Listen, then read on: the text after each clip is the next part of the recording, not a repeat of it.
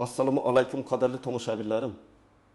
Bugun siz bilan juda muhim, har bir xonadon, har bir oila uchun dolzarb bo'lgan masalani atroflicha muhokama qilamiz. Hozirgi kunda aksariyat fuqarolarimizni elektr energiya yoki isitish tizimlaridagi uzilishlar qiynayotgani sir emas. Sovuq uylar, muzlagan xonalar, ishlarni to'xtatib qo'ygan elektr uzilishlari bularning barchasi nafaqat qulaylikni buzadi, balki ba'zan katta moddiy zararlarga ham olib keladi. Ammo bu vaziyatda sizning huquqlaringiz borligini, hatto davlat tomonidan sizga katta kompensatsiya to'lanishi mumkinligini bilasizmi? Ha, men sizni to'g'ri tushundingiz deb o'ylayman. Sizga aynan shunday kompensatsiya to'lanishi mumkin. Bu ma'lumot har bir fuqaro uchun o'ta muhim. Shuning uchun diqqat bilan tinglang va bu videoni oxirigacha ko'ring. Hozirning o'zidayoq kanalimizga obuna bo'lib, videoga like bosishni unutmang. Bu bizga bunday muhim ma'lumotlarni ko'proq odamlarga yetkazishimizga yordam beradi. Muammoning mohiyati oldinlari qanday edi va hozir nimalar o'zgardi? Aziz do'stlar, keling bir o'z o'tmishga nazar tashlaylik. Yodingizdami, bir paytlar kommunal xizmatlardagi uzilishlar asosan odatiy hol sifatida qabul qilinardi. Elektr chiroqlari o'chsa, ha, endi nima qilib bo'lardi? Shunday bo'ladi-da derdik. Isitish tizimi ishlamay qolsa, qalinroq kiyim kiyib, choy ichib o'tirardik. Bu kabi holatlarda shikoyat qilish deyarli befoyda edi. Chunki shikoyatlarga yechim topish juda qiyin kechardi. Qaysi idoraga murojaat qilishni bilmasdik. Kim javobgar ekanligi aniq emasdi. Hatto shikoyat qilsak ham natija bo'lishiga ishonchimiz kam edi. Odamlar o'z huquqlarini bilmasdi. Shuning uchun ham ko'p hollarda vaziyatga ko'nikib yashashga majbur bo'lishardi. Kommunal xizmat ko'rsatuvchi tashkilotlar ham afsuski o'z mijozlarining muammolariga yetarlicha e'tibor qaratmas edi. Bu vaziyatda iste'molchining pozitsiyasi zaif, xizmat ko'rsatuvchining pozitsiyasi esa kuchli edi. Ammo hozir vaziyat butunlay o'zgardi. So'nggi yillarda mamlakatimizda iste'molchilar huquqlarini himoya qilish bo'yicha katta qadamlar tashlandi. Qonunlar kuchaytirildi. Yangi me'yoriy hujjatlar qabul qilindi. Nazorat qiluvchi organlarning vakolatlari kengaytirildi. Endi kommunal xizmat ko'rsatuvchi tashkilotlar shunchaki xizmat ko'rsatib qo'ya qolishi mumkin emas. Ular qonun bilan belgilangan standartlarga rioya qilishlari, xizmat sifatini ta'minlashlari va har qanday uzilishlar, kamchiliklar uchun javobgar bo'lishlari shart.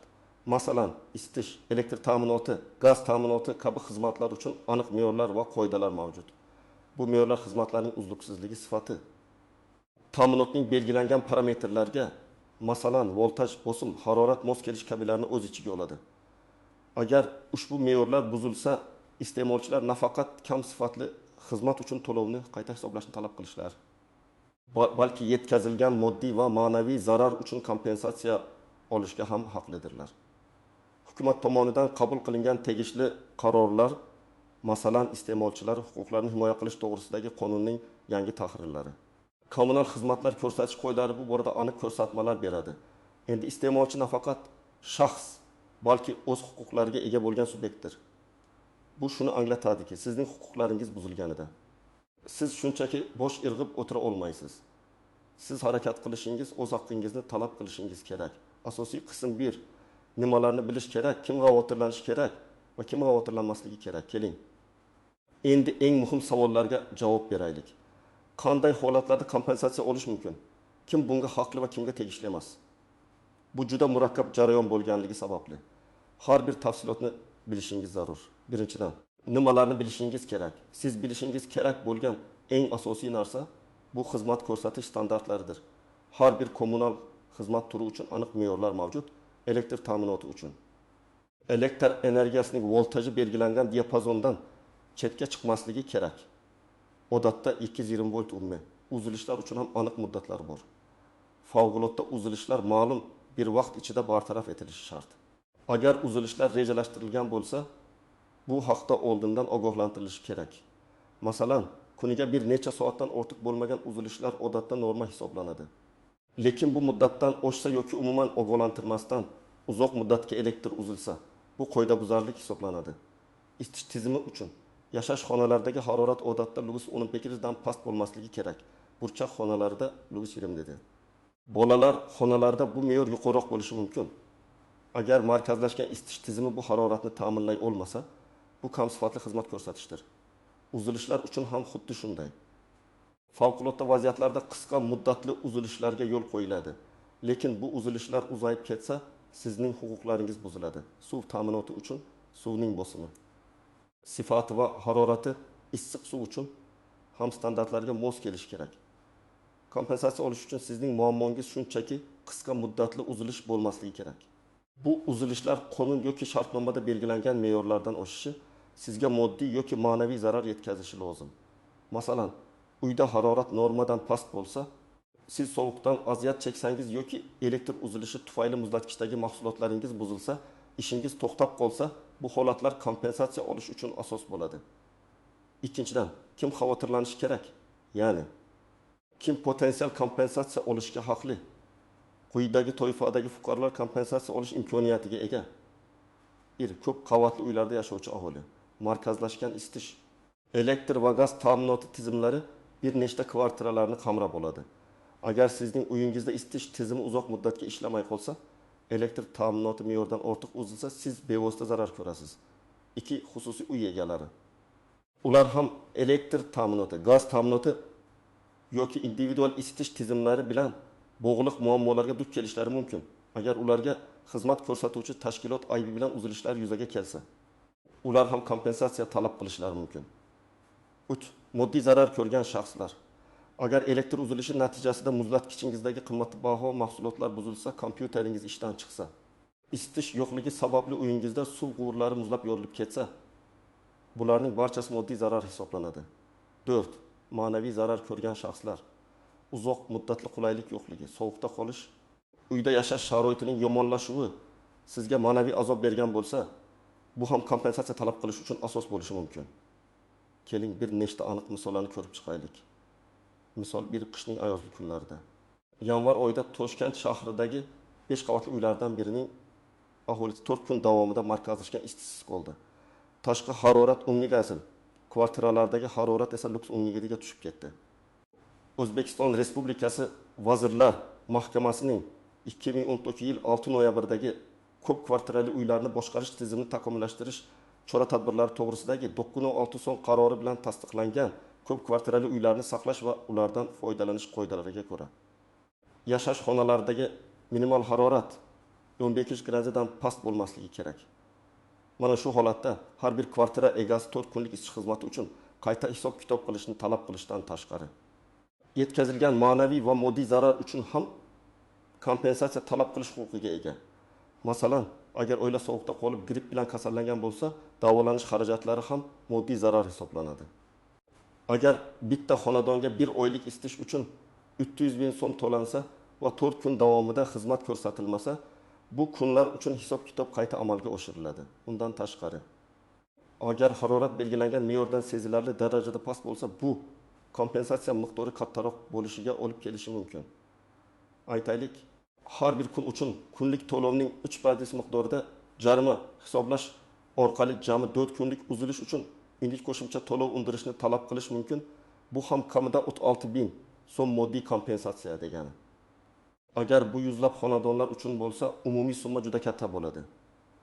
Misol 2, qishloq joyda yashovchi fuqaro Aliyevning uyida elektr energiyasi me'yordan ortiq, ya'ni 18 soat davomida uzilib qoldi.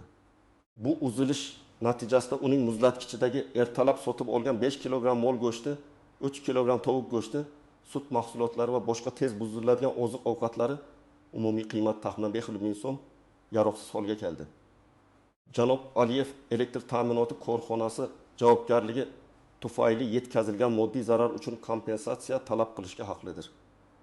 U nafaqat elektr uzilishining davomiyligi uchun qayta hisob-kitob qilishni, balki buzilgan mahsulotlarning qiymatini ham qoplatishni talab qilishi mumkin. Bu yerda uning do'kon cheklari, fotosuratlar va guvohlarning ko'rsatmalari asosiy dalil bo'ladi.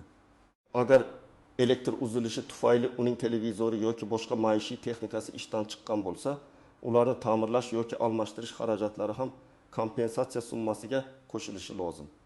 Misol uchun, shaxsiy kompyuterda ishlaydigan frilanser ayolning uyida kutilmaganda elektr uzildi. Elektr energiyasi 5 soatdan so'ng qayta tiklandi, ammo bu uzilish uning muhim loyiha ustida ishlashiga to'sqinlik qildi. Natijada u muddatni buzib, buyurtmachidan jarima ming so'm oldi. Agar elektr ta'minoti korxonasi rejalashtirilgan uzilish haqida ogohlantirmagan bo'lsa yoki favqulodda uzilishni belgilangan muddatda bartaraf eta olmagan bo'lsa, bu frilanser ayol yetkazilgan zarar, ya'ni olingan jarima miqdorini kompensatsiya sifatida talab qilishga haqlidir. Bu yerda asosiy dalil bu uning ish shartnomasi. Jarima to'lagani haqidagi hujjatlar va elektr ta'minoti korxonasining uzilish bo'yicha ma'lumotlari. Uchinchidan, kim xavotirlanmasligi kerak? Ya'ni kimga kompensatsiya tegishli emas yoki jarayon boshqacha bo'ladi? Bir qisqa muddatli ruxsat etilgan uzilishlar. Agar elektr 1 soatga uzilib, qayta tiklansa yoki isitish tizimidagi kichik nosozliklar bir necha soat ichida bartaraf etilsa, bu odatda me'yor buzilishi hisoblanmaydi.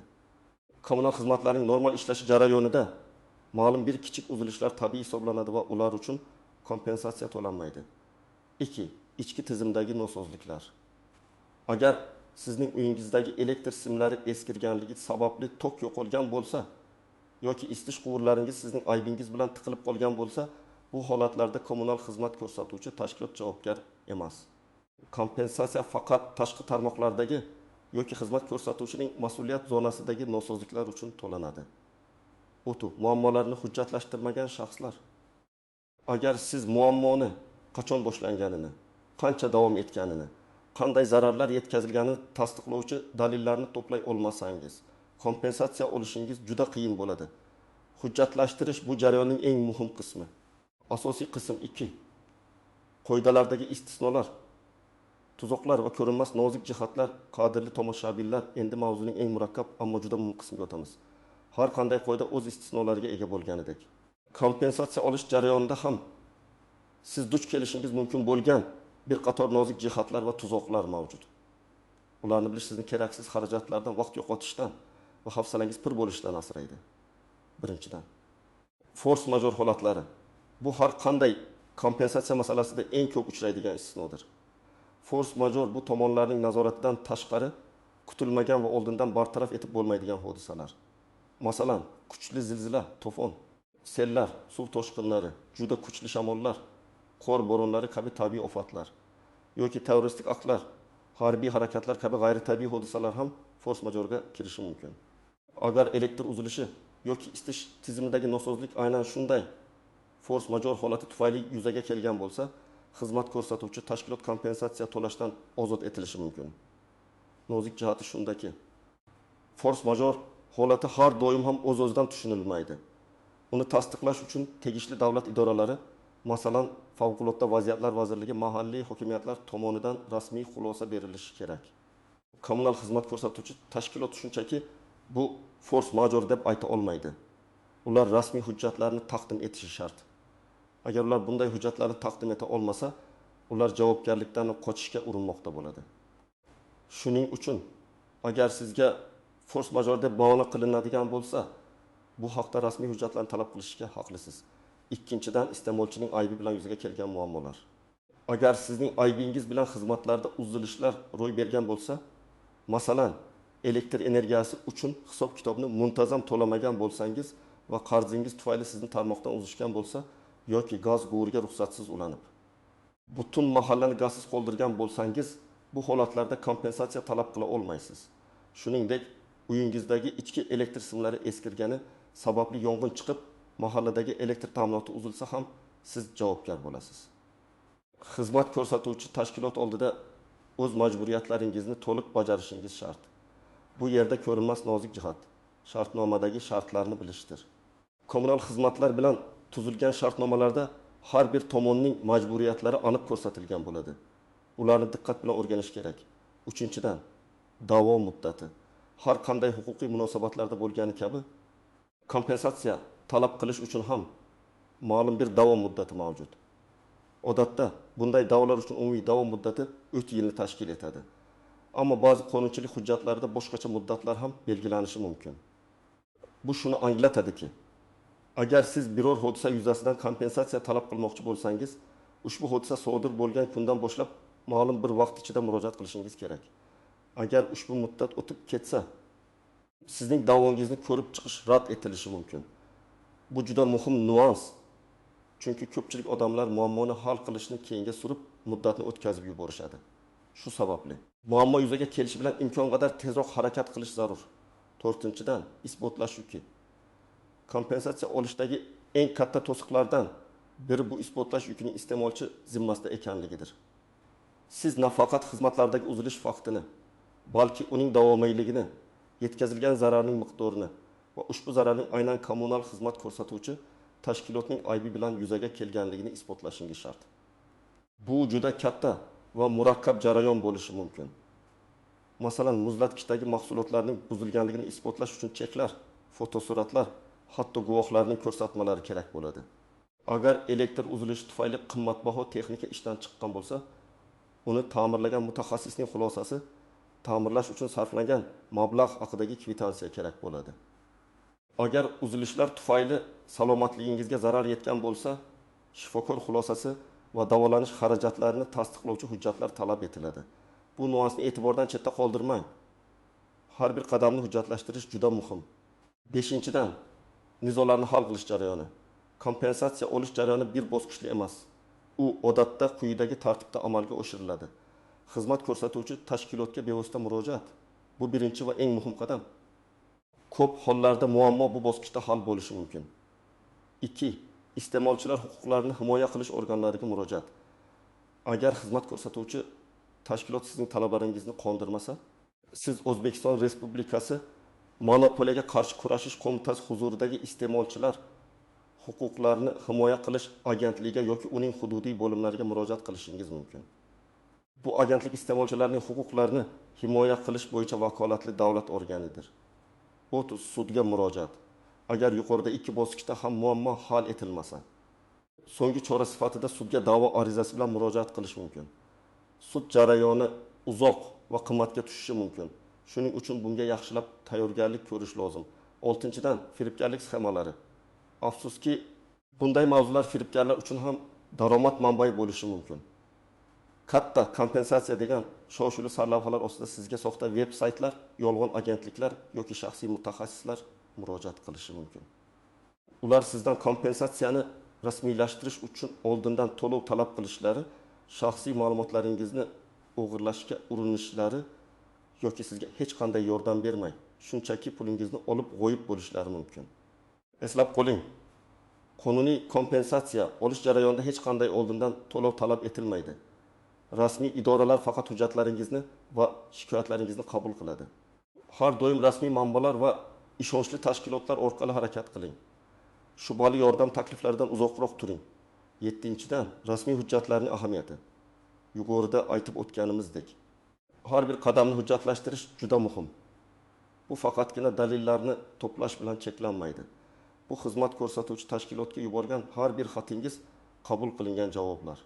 Chaqiruv markaziga qilgan qo'ng'iroqlaringizning qayd raqamlari, barcha rasmiy munosabatlar va yozishmalarini o'z ichiga oladi. Ularning har birini ehtiyotkorlik bilan saqlab qo'ying. Agar biror xat yuborsangiz, uni pochta orqali buyurtma xat sifatida yuboring yoki shaxsan topshirganingizda kiruvchi hujjatlar jurnali orqali qayd ettirib, xatning nusxasiga kiruvchi raqam va sanani muhr bilan tasdiqlatib oling. Bu sizning qo'lingizda keyinchalik isbot vazifasini o'taydigan kuchli dalillar bo'ladi. Amaliy maslahatlar, tomoshabin nima qilish kerakligi bo'yicha aniq qadamlar. Aziz do'stlar, endi eng amaliy qismga o'tamiz. Yuqorida aytilgan barcha ma'lumotlarni hisobga olgan holda, agar siz kommunal xizmatlardagi uzilishlar tufayli zarar ko'rgan bo'lsangiz, aniq nimalar qilishingiz kerak? Bu yerda sizga qadam-baqadam ko'rsatma beraman. Bir qadam, har bir narsani hujjatlashtiring. Bu eng muhim qadamdir. Vaziyatni suratga oling va videoga yozib oling. Agar elektr uzilgan bo'lsa, qorong'u xonalarni ishlamay turgan asboblarni, masalan, muzlatkich suratga oling. Agar isitish yo'q bo'lsa, xonadagi haroratni termometr yordamida o'lchab, uni videoga tushiring yoki suratga oling. Surat va videolarning sanasi va vaqti ko'rinib turganiga ishonch hosil qiling. Zamonaviy smartfonlar avtomatik ravishda sanani qo'yadi. Agar texnikangiz buzilsa, buzilgan holatini ham suratga oling. Guvohlarni toping. Qo'shnilaringiz, do'stlaringiz yoki oila a'zolaringiz voqeaga guvoh bo'lishi mumkin. Ularning ism-sharifini, manzili va aloqa raqamlarini yozib oling. Keyinchalik ularning yozma ko'rsatmalari talab qilinishi mumkin. Yetkazilgan zararni qayd eting. Agar mahsulotlar buzilsa, ularning ro'yxatini tuzing. Narxlarni do'kon cheklaridan solishtiring va cheklarni saqlab qo'ying. Agar texnika buzilsa, ta'mirlash ustasining xulosasi va ta'mirlash xizmati uchun kvitansiya oling. Agar sog'ligingizga zarar yetsa, shifokor ma'lumotnomasi va dori-darmonlar uchun cheklarni saqlang. 2 qadam hodisa haqida darhol xabar bering. Kommunal xizmat ko'rsatuvchi tashkilotning avariya dispetcherlik xizmatiga qo'ng'iroq qiling. Elektr ta'minoti uchun hududiy elektr tarmoqlari korxonasiga, isitish uchun issiqlik ta'minoti korxonasiga, gaz uchun gaz ta'minoti korxonasiga. Qo'ng'iroq qilganingizda o'zingizni tanishtiring, aniq manzilni ayting va muammoning muhitini tushuntiring. Eng muhimi, qo'ng'iroq qayd etilgan raqamni yoki shikoyat raqamini so'rab oling va uni yozib qo'ying. Shuningdek, operatorning ismini ham bilib oling. Bu sizning shikoyatingiz qabul qilinganining rasmiy tasdig'i bo'ladi. Agar telefon orqali aloqa o'rnatish imkonsiz bo'lsa, liniya doim band bo'lsa, elektron pochta orqali yoki xizmat ko'rsatuvchi tashkilotning veb-saytidagi onlayn murojaat shakli orqali murojaat qiling. Yozishmalarning skrinshotlarini yoki elektron pochta xabarlarini saqlab qo'ying. 3 qadam barcha aloqalarni qayd etib boring. Xizmat ko'rsatuvchi tashkilot bilan bo'lgan har bir suhbatni yozishmani, har bir qo'ng'iroqni sana, vaqt va operator ismi bilan qayd eting. Bu keyinchalik sizning ishingizni isbotlashda yordam beradi. Har qanday va'dalarga emas, balki faqat yozma dalillarga ishoning. 4 qadam rasmiy yozma shikoyat bilan murojaat qiling. Agar telefon orqali muammo hal bo'lmasa yoki yetarli javob olmasangiz, kommunal xizmat ko'rsatuvchi tashkilot rahbariyatiga rasmiy yozma ariza. Hatto quyidagilarni aniq ko'rsating. O'zingizning F5, manzilingiz va aloqa raqamingiz. Muammoning mohiyati, masalan, elektr uzilishi, isitish yo'qligi, past harorat. Uzilishning aniq sanasi, boshlanish va tugash vaqti.